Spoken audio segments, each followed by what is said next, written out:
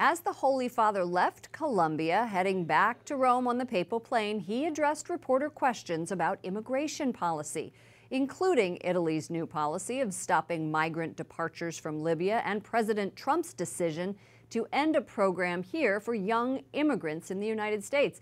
This comes as California sues the Trump administration over that decision. Juliet Linley is EWTN News Nightly's brand new Vatican correspondent. She joins us from Rome, as she will most evenings. Welcome, welcome to the team. Thank you so much, Lauren. It's a pleasure to be here. Thank you. It is a pleasure to have you. Now tell us, what did the Pope say about protecting young immigrants on his trip? Pope Francis emphasized on the plane coming back from Colombia to Rome the importance of not separating young people from their families. He expressed a desire that the DACA changes would be rethought, and he very much said that he knows that President Donald Trump speaks as a pro-life man, and therefore he very much hopes that he will understand the importance of family unity. Journalists also asked the Holy Father about Venezuela and the crisis there. How did he respond? The Holy Father has often spoken out against the violence in Venezuela. He did so yesterday at the end of his Angelus prayer in Cartagena on the last day in Colombia, and again today on the plane. He expressed a desire to find a peaceful solution to this crisis that is not just political but also humanitarian and that is impacting the poor.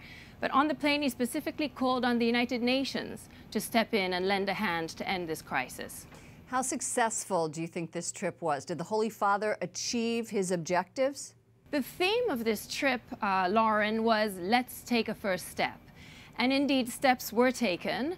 The pontiff met with victims and relatives of the civil war and encouraged them to forgive and put the past behind them. He also met with former rebels. And while he was there, the leader of the former rebel group, FARC, published an open letter expressing regret for the great loss of life. As you know, more than 260,000 people were killed in more than 5 decades of violence, and asking for forgiveness.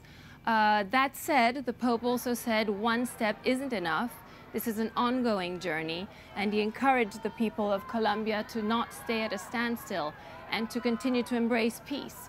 Now, it's not easy because, as you know, Lauren, there is skepticism in Colombia because of this peace deal. Last year it was rejected in a referendum, and a lot of people feel that the rebels were let off too lightly and that perhaps it goes against their religious values. So not easy, but as the Pope said, let us embrace peace and move forward.